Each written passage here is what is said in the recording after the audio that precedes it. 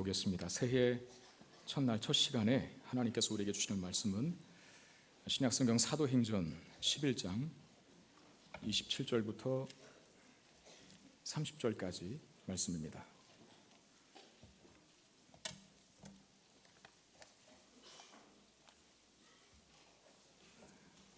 사도행전 11장 27절부터 30절까지 우리 네 구절밖에 되지 않으니까 우리 한 목소리로 같이 읽도록 하겠습니다. 시작. 그때에 선지자들이 예루살렘에서 안디옥에 이르니 그 중에 아가보라 하는 한 사람이 일어나 성령으로 말하되 천하에 큰 흉년이 들리라 하더니 글라우디오 때에 그렇게 되니라. 제자들이 각각 그 힘대로 유대에 사는 형제들에게 부조를 보내기로 작정하고 이를 실행하여 바나바와 사울의 손으로 장로들에게 보내니라. 아멘. 항상 송구영신 예배는 마음을 들뜨게 합니다. 물론 굉장히 큰 부담도 있어요. 왜냐하면 우리 교인들이 주일에는 1부, 2부, 3부로 나뉘어져서 나오시기 때문에 그렇게 꽉 찬다라고 하는 느낌 별로 없거든요. 근데 이제 송구영신 예배 때에는 많은 분들이 1부, 2부, 3부 예배를 다 나오시는 분들이 한꺼번에 모이다 보니까 이 본당이 지금 꽉 찼네요. 꽉 찬 회중들 앞에서 예배를 인도한다는 것은 사실 쉬운 일은 아닙니다. 그리고 하나하나 어떤 순서들을 또 잘 진행하기 위해서 우리 부목사님들이 또 전도사님들이 얼마나 많이 수고하고 하시는지 몰라요. 또 우리 교회 집사님들이 의자도 다 날르시고 불편 없이 모든 순서가 잘 매끄럽게 진행되기를 위해서 더 많이 기도할 수밖에 없고, 그래서 부담도 되지만 그러나 굉장히 또 설레입니다. 왜 설레이냐, 제가 생각을 해봤더니 이제 한 해를 다 끝냈다는 그런 안도감에서 오는 어떤 설레임, 기대감, 들뜸일 수 있겠죠. 다 지나갔고 이제 다 넘어왔다는 거예요. 그걸 확인하는 시간이기에 그렇고, 또한 또 다른 하나의 이유는 이제 새로운 한 해를 맞이하는 그런 기대 때문일 겁니다. 내년에는 하나님께서 또 어떻게 일하실까? 내년에는 또 저와 우리 교회와 우리 성도들의 삶과 사역에 어떤 열매를 하나님께서 허락하실까라고 하는 그런 기대. 어쨌든 간에 2019년도 이제 과거로 하고, 물론 우리가 기억해야 될 은혜는 기억하고 가야겠지만 잘못 썼던 것, 틀렸던 것, 실수했던 것, 내가 그때 왜 그랬지? 했던 것들을 다 지워버리고 이제 새로운 도화지가 우리 가운데 주어졌잖아요. 또 그 새롭게 펼쳐진 2020년도라고 하는 도화지 속에 하나님께서 나를 통해서 어떤 그림을 그려갈까라는 것들을 생각하면 기대가 된단 말이죠. 그래서 이 송구영신 예배는 한편으로는 부담스러운 마음도 있지만 또 한편으로는 설레임과 들뜬 기분도 제게 있습니다. 근데 우리는 압니다. 이제 올 2020년도 한 해 동안 항상 좋은 일만 있지 않을 것이라는 것을 압니다. 어렵고 힘든 일도 반복될 것이 분명합니다. 그럼에도 하나님이 일하실 것이다 라고 하는 기대를 여러분들이 갖도록 저는 도전하고 싶어요. 하나님이 반드시 일하실 것이다. 하나님이 하실 일을 기대할 수밖에 없는 인생, 그게 그리스도인들이고, 어떤 우리의 무모한 믿음이 아니라 그리스도인들은 모든 것을 합력하여서 선을 이루어 가시는, 사실 우리의 궁극적인 결론은 선이거든요. 사실 우리의 궁극적인 결론은 하나님 볼 때 가장 아름다운 모습이거든요. 그러므로 우리는 어떤 상황 속에서도 기뻐할 수 있죠. 반드시 모든 일을 합력하여 선을 이루시는 분이 우리 하나님이라는 사실을 믿는다면, 그 진리를 믿는다면 우리는 어떤 상황 속에서도, 비록 그 상황 속에 우리가 가기 싫은 고난이 있고 가시밭길이 있어도 그럼에도 불구하고 기뻐할 수 있다는 겁니다. 이런 마음을 가지고 올 한 해 우리 교회의 표를 기쁨이라 그렇게 잡아보았습니다. 세상이 줄 수 없는, 하나님만 주실 수 있는 그 영적이고 신령한 기쁨을 더 많이 누리고 회복하자라고 하는 바람을 갖고 기쁨이라고 하는 표로 2020년도 한 해를 정했습니다. 공교롭게도 2019년도에는 영광이었는데 송영광 목사님이 부임하신 달이었고, 또 2020년도에는 기쁨이에요. 저희 교회는 항상 웃고 다니시는 목사님 한 분 계시죠. 항상 웃고 다니시는 목사님. 이름대로 늘 기뻐하셔요. 그리고 기쁨을 잘 전염시켜가면서 정말 충실하고 아름답게 사역하시는 한 분, 그분의 성함이 뭡니까? 제가 목사님들의 이름을 힌트로 따지 않았다는 거, 나름대로 기도하고 정한 거예요. 우리 안에 세상에 줄 수 없는, 하나님께서만 주실 수 있는 그런 영적인 기쁨들을 회복하는 2020년도가 되기를 주의 이름으로 축원드립니다. 오늘 본문 신자들이, 선지자들이 안디옥에 이르게 되는데, 선지자들 여러분 다 아시죠? 하나님께 계시를 받아서 그 계시를 전하는 일종의 예언자들과 같은 사람들입니다. 이 선지자들 중에 아가보라고 하는 사람이 있었는데, 그 사람이 성령의 계시를 받고 천하에 큰 흉년이 들 것을 예언해요. 천하에 큰 흉년이 들 것이다. 여러분, 흉년이라고 하는 단어는 뭡니까? 열매 없다는 거잖아요. 그죠? 거둘 것이 없다, 수확이 없다. 그래서 굉장히 힘들고 어려운 시기다, 그런 뜻 아닙니까? 배고픔과 굶주림에 시달리는 시기가 바로 이 흉년의 시기입니다. 무서운 고통이고 피하고 싶은 재앙인데, 선지자 아가보가 성령의 계시를 받아, 즉 하나님의 계시를 받아 이 계시의 내용을 안디옥 교회에게, 초대교회의 성도들에게 전파하는 것입니다.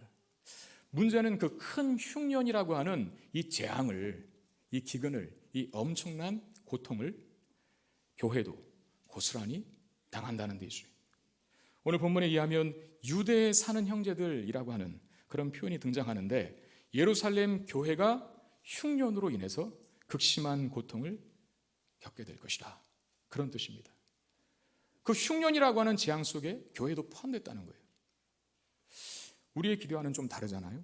우리는 어떤 기대를 갖고 삽니까? 천하의 흉년이 들어도 교회만은 풍요롭기를 원하죠. 하나님 믿는 사람들에게만큼은 그 재앙이 임하지 않기를 바랍니다. 예를 들어 100명의 승객이 탄 여객선이 침몰했어요. 70명은 불신자고 30명은 기독교인이에요. 70명이 죽고 30명만 생존했습니다. 우리는 어떤 기대를 갖습니까? 분명히 저 30명, 살아남은 30명의 정체는 교회를 다니는 사람이었을 거야. 특별히 성문교회 성도들이었을 거야. 그게 우리의 기대잖아요. 비행기를 타고 가다가 비행기가 추락했습니다. 다 죽고 단 한 명만 살아남았는데, 그 살아남은 한 사람이 아주 세간의 화제가 됐어요. 어떻게 다 죽었는데 그 안에서 생존할 수 있었냐, 이렇게 묻습니다. 그 사람이 이렇게 대답해요. 그때 저는 어느 유명한 목사님의 설교 말씀을 듣고 있었는데, 그 목사님 말씀을 듣다가 하나님의 임재를 경험했습니다. 하나님이 환상 가운데 나타나셔서 내가 너를 사랑한다, 내 아들아, 그리고 나를 안아주기 시작하시는데, 그 품에 안겨 평안함을 누리고 엉엉 울었습니다. 그리고 주여 감사합니다 라고 깨어나 보니까 다 죽고 나만 살았네요. 할렐루야. 아멘 하면 안 돼요. 우리는 보통 이러기를 원하잖아요. 그죠? 다 죽고 나만 살았습니다. 즉 하나님 잘 믿은, 기도했던 그 한 사람. 청년 실업이 증가하고 교회 다니는 청년들만큼은 번듯한 직장에 취직하기를 원합니다. 다 가난하게 살아도 예수를 잘 믿는 사람들은 잘 살게 되기를 바라는 그런 기대가 있죠. 다 병들어도 그 병이, 그 질병이, 그 전염병이 믿는 사람들은 슉슉슉 피해가는 그런 역사가 일어나기를 바란다는 거예요. 그런데 오늘 본문에서 초대교회에는 그런 일이 일어나지 않아요. 은혜와 성령으로 충만했던 교회거든요. 복음을 전하기 위해서 목숨도 아끼지 않았던 교회거든요. 복음의 열정으로 활활 타오르고 믿음을 지키기 위하여서 온갖 고난과 고초를 다 감당할 수 있었던 그 초대교회. 근데 그 흉년 때문에 초대교회 또한 그 고통을 받습니다. 그 어려움이 고스란히 직면한다는 거예요. 제가 언젠가도 말씀드릴 것 같은데, 제가 오래전에 동역했던 전도사님 한 분이 계십니다. 그분의 어머니가 오래전에 돌아가셨는데, 돌아가신 경위가 이래요. 새벽 기도를 다녀오시고 기도 마치시고 돌아가시다가 차에 치여서 돌아가신 거예요. 근데 그 친차는 또 뺑소니를 쳤어요. 그냥 도주한 것입니다. 전도사님의 어머니가, 그리고 권사님이신데 새벽 기도를 하고 집으로 가는 중에 차에 치여 운명하시고, 그 차는 뺑소니로 도주했다. 믿는 사람들에게도 이런 일이 일어나요. 중고등부 학생들 데리고 기분 좋게 바닷가 근처로 수련회를 갔는데, 밀물이 몰려올 시간인데도 불구하고 한 학생이 보이지 않는 겁니다. 담당하신 전도사님은 그 한 학생을 찾으러 뻘로 향하여 들어갔죠. 근데 못 나오셨습니다. 그 아이는 찾았는데 그 아이를 찾으러 갔던 그 전도사님은 그만 바닷물에 익사하여 죽는 사고도 있었습니다. 여러분, 이런 일들을 어떻게 이해할 수 있겠습니까? 믿는 사람들에게도 이런 일들이 일어나죠.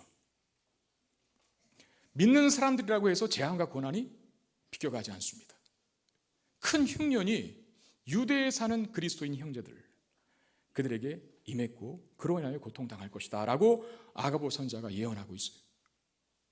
고난, 특별히 그리스도인들이 당하는 고난, 아픔, 어려움, 우리 어떻게 이해하고 어떻게 해석할 수 있을까요?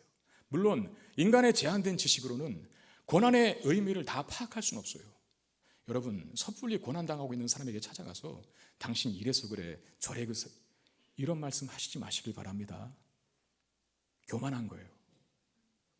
그 사람의 심정은 아무도 모르고 또 하나님이 어떤 뜻과 목적과 계획을 가지고 그 사람에게 고난을 준지 몰라요. 그러니 같이 울어주기만 하시면 됩니다. 같이 그 고난에 위로해 주시기만 하면 되는 거예요. 이래라 저래라 하지 말라는 거예요. 성경은 고난에 대해서, 그 의미에 대해서 3가지 정도는 가르쳐주고 있거든요. 하나는 스스로 자초하여 당하는 고난이 있습니다. 내가 잘못된 길로 들어서서 당하는 고난이 있다는 거예요. 이스라엘 백성들이 범죄하지 않습니까? 구약 성경을 보면 이스라엘 백성들이 범죄하는 역사 속에 항상 하나님이 징계의 채찍을 날리시는데 하나님이 심판하려고 하신 게 아니라 그건 자동적인 심판이 임하게 돼 있어요. 이스라엘이 범죄하여 하나님을 떠나면 이방 나라들이 우습게 봅니다. 그리고 쳐들어오죠. 그리고 지배합니다. 이스라엘은 꼼짝없이 이방 나라 강대국들에 의해서 압제를 당해요. 이건 자초한 고난이에요. 몇십 년 동안 담배만 계속 펴댔습니다. 폐암에 걸렸어요. 하나님 왜 저에게 이런 고난을 허락하십니까? 그건 하나님이 허락한 고난이 아니에요. 자초한 고난이죠. 20, 30년 동안 담배를 줄기차게 펴댔는데 폐가 멀쩡하겠습니까? 죄를 지어서 감옥에 가는 경우, 그가 죄를 졌기 때문에 감옥에 가는 거예요. 양이 목자의 말을 듣지 않고 혼자 놀다가 벼랑 끝에 떨어지거나 맹수에게 위협을 당하는 경우도 있습니다. 양이 자초한 거예요. 첫 번째가 바로 이 자초한 고난이 있다는 거예요. 두 번째는 타락한 세상에 살다 보니까 당하게 되는 고난이 있어요. 타락한 세상 속에서 그리스도인으로서 살아가다 보니까 당연히 부딪힘이 있을 수 있죠. 예전에는 물결 흐르는 대로 쭉쭉쭉 흘러가며 살다가 이제 예수 믿고 나서 가치관이 바뀌고 인생관이 바뀌고 모든 바라보는 세계관이 바뀌었어요. 그래 거슬러 올라갑니다. 물결을 따라갔던 삶이 이제 물결을 거슬러 올라가는 인생으로 바뀌었어요. 그 거슬러 올라가는 삶 속에 고난이 있을 수 있죠. 복음을 전하다가 그래서 감옥에 가기도 합니다. 심한 고문을 받기도 합니다. 어떤 사람은 비리와 부정에 연루되지 않으려다가 동료와 상사에게 왕따를 당하기도 하고 심지어 직장을 잃어버리기도 해요. 그 사람은 예수 믿는 그 신앙적 양심 때문에 부정과 부패와 비리에 연루되지 않으려고 했던 거거든요. 타락한 세상에 살다 보니까 당하게 되는 고난입니다. 그리고 세 번째는 하나님의 주도와 간섭 속에 당하는 고난이 있어요. 하나님의 주도와 간섭, 하나님이 고난을 허락하시고 하나님이 고난의 자리에 그를 끌어들이는 고난이 있다는 거예요. 여러분, 이스라엘 백성들이 애굽을 탈출하여서 광야에서 장막을 칠 때 하나님께서 바닷가 앞에다가, 즉 홍해 앞에다가 장막을 치게 합니다. 이유를 몰랐어요. 근데 황당한 건 하나님이 이쪽으로 인도해서 여기서 와서 장막을 쳤는데 뒤에 누가 도착했습니까? 애굽의 군대가 도착한 거예요. 하나님 왜 그렇게 인도하셨을까? 하나님이 주도하신 고난이죠. 예수님께서 어느 날 제자들에게 배를 타고 호수 건너편으로 가자라고 명령하셨어요. 그 말씀에 순종하여서 제자들은 배를 타고 건너려 했습니다. 반쯤 건너갈 무렵 생명을 위협하는 폭풍우가 제자들이 탄 배 가운데 휘몰아치기 시작했습니다. 예수님이 명령한 걸 순종했는데 순종해서 간 길에 폭풍우를 만나는, 이게 하나님이 인도하시고 주도하시는 고난이에요. 성경은 이 3가지 고난을 이야기합니다. 스스로 자초하는 고난, 타락한 세상에 살다 보니까 당하는 고난, 그리고 하나님의 주도와 간섭 속에 당하는 고난이 있습니다. 그런데 이 3가지 사실로 다 이해가 안 되는 고난이 무수히 많은 것이 사실입니다. 어떤 이유에서든 간에 여러분, 자초한 고난이든 아니면 타락한 세상에 살다 보니 당하는 고난이든 아니면 하나님의 주도와 간섭 속에 당하는 고난이든 아니면 다른 의미가 있는 고난이든 간에 고난당하는 우리에게 필요한 자세는 단 하나, 하나님만 바라보는 거예요. 하나님만 바라보는 거. 그리고 그 하나님께서 고난을 통해서 반드시 나를 이롭게 하실 것이라고 하는 기대를 갖는 것입니다. 오늘 우리가 보는 성경은 사도행전이죠. 사도행전은 초대교회의 모습을 그리고 있습니다. 여러분, 사도행전에 기록된 초대교회의 모습을 보면 굉장히 역동적입니다. 능력이 막 나타나고 기적이 있어요. 살아있는 신앙생활을 하는 사람들 같아요. 베드로는 한 번의 설교를 통해서 3,000명이 회심하고 돌아오게 만들고, 한 번 설교했는데 3,000명이 회심해요. 40평생을 한 번도 걷지 못한 안진뱅이가 벌떡벌떡 일어나 뛰기도 하고 걷기도 하여 성전에 들어가 하나님을 찬미하는 일들이 벌어지고, 기독교 박해의 선봉장이었던 사울, 바울로 바뀌지만 기독교 박해의 선봉장이었던 사울이 변화되어서 기독교 복음을 증거하는 1등 공신이 되어버린 바울로 변하는 이 놀라운 사건, 8년 된 중풍병자가 치유되고 죽은 여인이 살아나는 이런 놀라운 일들이 초대교회 안에 일어났다는 거예요. 그야말로 세상 앞에 교회가 그 위엄을 가시하고 있어요. 그런데 초대교회 안에는 그런 은혜스러운 사건만 있지 않습니다. 박해도 같이 시작됐죠. 사도들이 감옥에 갇혀요. 스테반이 돌에 맞아 죽어요. 핍박의 강도에 더하지 머물던 집을 떠나서 마치 우리가 6.25 동란의 피난길에 올랐던 그 모습처럼 피난을 떠나야 하는 초대교회 이런들의 모습을 또한 그리고 있다는 겁니다. 능력과 기적의 역사의 교회는 한때 위풍당당하기도 했지만 다른 한편으로는 세상의 거침없는 공격 때문에 그야말로 초라하게, 그야말로 역풍 속에 피말리는 진행을 했던 것이 바로 초대교회. 때로는 활활활 타오르는 불이었지만 때로는 세상의 고난의 바람 앞에서 마치 꺼져가는 등불처럼 초라해 보일 때도 있었다는 것입니다.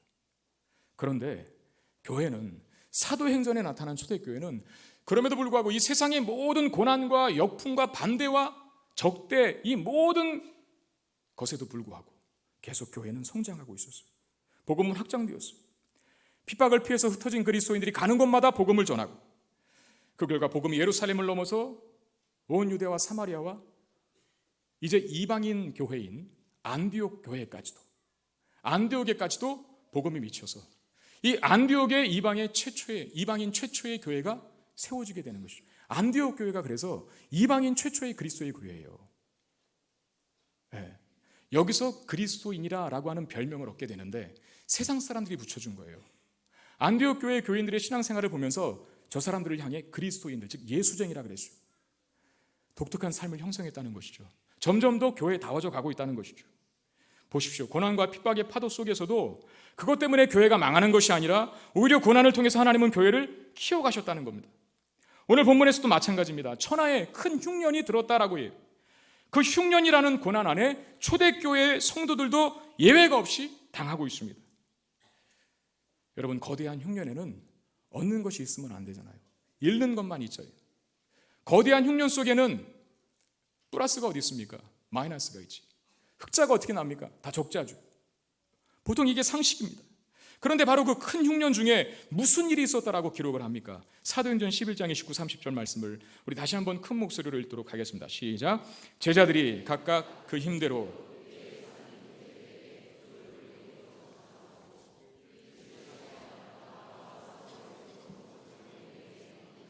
여러분, 이게 아무렇지도 않은 것 같지만 안디옥 교회가 핍박 때문에, 기근 때문에, 큰 그 흉년 때문에 어려움을 겪고 있는 유대인 그리스도인 공동체에게 부조했다.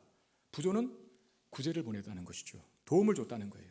이방인 교회가 유대인들로 구성된 예루살렘 공동체인 유대 그리스도 공동체에게 그들의 어려움을 물질로 후원했다고 하는 것은 굉장히 큰, 놀랍고 충격적인 사건입니다.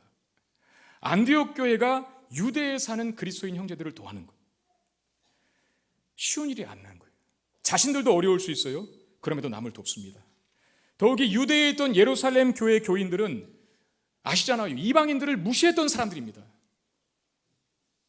초창기 그리스도의 교회는, 기독교회는 여전히 유대 종족, 문화, 혈통 이것에 갇혀 있었어요. 근데 그들이 개처럼 여기고 지옥의 불쏘시개처럼 여겼던 이방인들이 예수를 믿어 하나님의 백성이 되어서 자신들에게 도움의 손길을 펼치고 있다. 자존심 때문에라도 안 받을 겁니다. 그렇게 무시했던 사람들이에요. 무시당하는 입장에서는 절대 내가 안 도와주리라 모른 척해도 되는 것 아닙니까? 그럼에도 불구하고 안디옥 교회 성도들은 예루살렘에 살고 있는 유대인 그리스도인 형제들에게 부조했어요. 지금 안디옥 교회의 도움이 인종과 문화와 나라와 지역의 복을 허물고 있다는 겁니다. 형제의 아픔을 내 아픔처럼 여기는 것입니다. 이것이 바로 교회의 모습 아니겠습니까? 교회가 교회되고 있다는 거예요. 안디옥 교회와, 즉 이방인 교회와 유대인 교회, 예루살렘 교회가 하나가 되어가고 있다는 거예요. 교회가 교회다워져 가고 있다는 거예요. 무엇 때문에? 흉년 때문에. 이게 복입니다. 흉년이 있으면 교회는 문 닫아야 되고 망해야 되는데 오히려 교회가 아름답게 세워져요. 하나님 그렇게 일하신다는 거예요. 제가 오래전에 한 TV 프로에서 이제 4살 된 여자아이가 집안 청소를 하고 빨래를 개고 하는 것을 본 적이 있어요. 4살 된 여자아이가. 저는 그때 굉장히 충격적이었습니다. 왜냐하면 저희 딸이 4살이었거든요. 그때. 정상적인 가정에서 4살짜리가 어떻게 살아가는지 그 모습 저는 너무나 잘 압니다. 그런데 빨래를 개고 있고 청소를 하고 있어요. 엄마가 없는 겁니다. 엄마가 계시지 않아요. 아빠는 돈 버느라 집안일을 별로 신경을 못 씁니다. 그러니 일찍 철이 든 거예요. 너무 일찍. 와, 대단하다. 저 어린 나이에 빨래를 개네, 청소를 하네. 이렇게 되지 않았어요. 안쓰럽더라고요. 불쌍하더라고요. 고난과 고통이 그를 철들게 한 겁니다. 요즘 중고등학생, 대학생, 또 젊은 청소년들을 보며 물론 다 그런 건 아니지만 어른들이 한숨을 쉴 때가 있어요. 철이 없다는 거예요. 정신연령이 자꾸만 낮아진다고 합니다. 이유가 무엇 때문일까요? 다른 이유 없어요. 힘든 걸 모르고 자라는 거예요. 온실 속의 화초처럼. 고난이 없으니, 어려움이 없으니 조그만 어려움에도 금방 넘어지고 지치고 맙니다. 여러분, 하나님은 우리를 그렇게 키우시지 않습니다. 하나님은 저와 여러분들을 하나님 자녀 삼으셨잖아요. 무엇까지 결심하셨냐? 강하게 키우기로 작정하셨어요. 신앙과 인격이 성숙한 존재로 만들어 가십니다. 그래서 고통에, 오늘 본문에 따르면 큰 흉년에 우리도, 교회인 우리도 직면하게 하시는 거예요. 제가 초등학교 6학년 때 아주 재밌게 본 영화가 하나 있습니다. 여러분 아시죠? 로키. 단다다단다다단다다단 단다다단다다단다다단. 그거 아시죠? 한번 사진 틀어주세요. 딱 타임 맞게 틀어줘야죠. 이제 아시죠? 저 사람이 누굽니까? 실베스타 스텔론. 제가 어렸을 때는 정말 우상이었어요. 람보도 찍었잖아요. 총싸움하는 사람. 제가 이 로키 4를 굉장히 재밌게 봤는데 그 로키 4에 누가 나오냐면 그때 당시 소련 선수였습니다. 등치가 산만하고 로키에 비하면 너무나 작은, 로키에 비하면 그 사람 너무나 크고 로키는 너무나 작은 채고. 넘겨줘 보세요. 이런 차이예요. 근데 저 소련 사람은 주사 맞고 근육 키운 거예요. 주사로. 편하게 기계로 몸을 단련합니다. 쉽고 간단하게 가요. 근데 로키는 재래식 운동을 합니다. 저는 그게 아직도 기억에 남아요. 계단 막 오르내리고 아침에 러닝하고 팔굽혀펴기하고 턱걸이하고 그러면서 근육을 키워가요. 쉬운 길은 저 큰 선수가 쉬운 길을 걸었습니다. 어렵고 힘든 길, 빨리 성과가 없는 길을 저 주인공인 로키가 걸었어요. 여러분, 승자는 누굴까요? 주인공이 이깁니다. 로키가 이깁니다. 우리나라에서 하는 국토대장정이라는 프로그램이 있습니다. 지리학을 배우는 그 지리학도에서 처음 시행된 것이라고 하는데 청소년 또 대학생, 일반인들까지 다양한 대상이 참여할 수 있습니다. 놀라운 건 매년 평균 경쟁률이 100대 1은 되는 것 같아요. 100대 1. 100명이 지원한다는 거예요. 한 명 뽑는데. 지난 여름에 시행된 국토대장정 코스를 보았습니다. 포항에서 강원도 고성까지 20박 21일 동안 573km를 배낭 메고 걷습니다. 그 땡볕에, 그 무더운 날씨. 왜 그리 힘든 일을 하려고 이렇게 치열한 경쟁력까지 뚫어가면서 거기에 꼭 들어가려고 하는가? 여러분, 강원도 고성, 포항에서 강원도 고성까지 차 타고 가면 편하거든요. 비행기 타고 가면 빠르거든요. 그러나 자가용 타고 비행기 타고 가면 그렇게 가는 사람에게는 아무런 변화도 일어나지 않습니다. 감동도 없고 강해지지도 않습니다. 그러나 무거운 등짐 짊어지고 따가운 햇볕, 차가운 바람, 먹고 자는 것, 입는 것, 불편함을 경험하면서 감격을 느끼게 되는 것이고, 도착했을 때 보람을 느끼게 되는 것이고, 그리고 그는 더 강한 사람으로 변화되어 있을 것을 기대하여 100대 1이라는 경쟁력을 뚫고라도 지원하고 또 지원하는 것이죠. 하나님은 우리를 로키처럼 키우십니다. 하나님은 우리를 포항에서 강원도 고성까지 가게 하는데 헬리콥터 태워주지 않으세요. 자가용 태워주지 않으세요. 뛰어, 그렇게 말씀하십니다. 그것도 배낭 메고. 왜? 우리를 강하게 키우시기로 작정하셨거든요. 우리를 튼튼하게 키우시기로 결심하셨거든요. 그러므로 우리의 삶에 큰 흉년이 올 수 있어요. 왜 믿는 우리에게, 잘 믿는 나에게 이런 권한이 있어야 되나? 왜 큰 흉년은 안 믿는 사람에게만 있어야지, 믿는 그리스도인 공동체에게 왜 같이 동일하게 그 권한에 들어가 있어야 해? 그런 질문 가지지 않으셔도 됩니다. 그 흉년이라고 하는 것을 통해서 교회는 교회다워지고, 고난과 핍박과 시련을 통해서 하나님의 사람들은 더 강하고 견고하게 하나님의 사람들이 되어가기 때문에 그렇죠. 그러므로 저와 여러분들은 우리의 삶의 모든 환경들을 가지고 왜 나의 환경은 이래야 합니까? 라고 하나님 앞에 절규해서는 안 돼요. 불리한 내 환경, 보잘것없는 내 실력, 왜 내 머리는 이렇게 좋지 않은가? 그런 한숨과 탄식이 남아도 하나님이 우리에게 필요하니까 허락하신 환경이라고 믿고, 다만 그 고난과 어려움의 환경 속에서 하나님만을 바라보고, 이 고난의 터널이 다 지나면 반드시 나를 유익하게 만드실 것이라고 하는 믿음으로 그 고난을 맞는다면 우리는 반드시 더 크게, 더 강하게 하나님의 사람으로 단련되어져 있을 것입니다. 내 인생에 이것이 무슨 도움이 되겠냐 한탄하지 마십시오. 하나님이 언제까지 이래도 무관심한 것 아니냐 소리 지르지 마십시오. 하나님 그 가운데서도 일하시고, 기근과 흉년과 재앙과 재난, 아무것도 결실할 것이 없는, 도리어 내게 손해만 보게 하시는 것처럼 보이는 시간일지라도 하나님 그 속에서 열매를 맺게 하시고 꽃이 피게 하신다는 것입니다. 말씀 맺겠습니다. 여러분, 기독교를 상징하는 상징물이 있다면 단연 십자가일 겁니다. 십자가는 죽음이에요. 근데 기독교를 상징해요. 기독교를 상징하는 것이 십자가라고 해서 기독교를 죽음의 종교라고 말하지 않습니다. 기독교는 생명입니다. 왜? 예수님께서 십자가에 머물러 계시지 않았어요.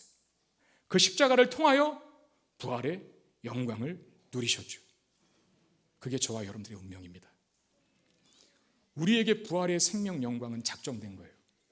우리는 그 길로 가게 되어 있습니다. 그러나 가는 과정에 십자가가 있습니다. 우리에게 푸른 초장, 맑은 물, 시냇가가 있는 곳이 우리가 도착할 곳이에요. 그런데 그 길을 가는 길에는 사망의 음침한 골짜기도 있어요. 왜 나의 인생에 사망의 음침한 골짜기가 있어야 하는가? 왜 나의 인생에 십자가와 같은 죽음이 있어야 되는가? 부활로 가기 위함이에요. 푸른 초장, 시냇가가 흐르는 푸른 초장으로 가기 위한 과정이라고 믿으실 수 있게 되기를 바랍니다. 올해 기쁨이라고 하는 말씀 우리에게 주셨습니다. 시편 30편 11절 12절 말씀인데 우리 한번 다 같이 읽어보도록 하겠습니다. 시작. 주께서 나의 슬픔이 변하여 내게 춤이 되게 하시며 나의 베옷을 벗기고 기쁨으로 띄우셨나이다. 이는 잠잠하지 아니하고 내 영광으로 주를 찬송하게 하시며 여호와 나의 하나님이여 내가 주께 영원히 감사하리이다. 아멘. 여러분, 우리의 삶에 슬픔이 있습니다. 우리의 삶에 베옷을 입는, 베옷은 장례식 때 입는 옷이잖아요. 괴로움을 상징하는 것입니다. 베옷을 입을 때도 있어요. 그러나 슬픔을 슬픔 가운데만 두지 않으시고 기쁨으로 변화시켜 주시는 하나님, 베옷을 벗기고 기쁨으로 띠를 띄워주시는 하나님이 우리 하나님이라는 사실을 믿으시기를 바랍니다. 2020년 올해 우리의 삶에 큰 흉년이 있어도 두려워하지 마십시오. 흉년 중에도 놀라운 것을 결실하시는 하나님이 우리와 함께 계심을 믿고 기쁨이 중단되지 않게 되기를 바랍니다. 우리가 믿는 하나님은 광야에 길을 내시고 사막에 강을 내시는 하나님이십니다. 그 하나님이 우리의 삶, 올 한 해도 놀랍게 역사하실 것을 믿는 기대로 사는 저와 여러분들이 되시기를 주의 이름으로 축원드립니다. 기도하기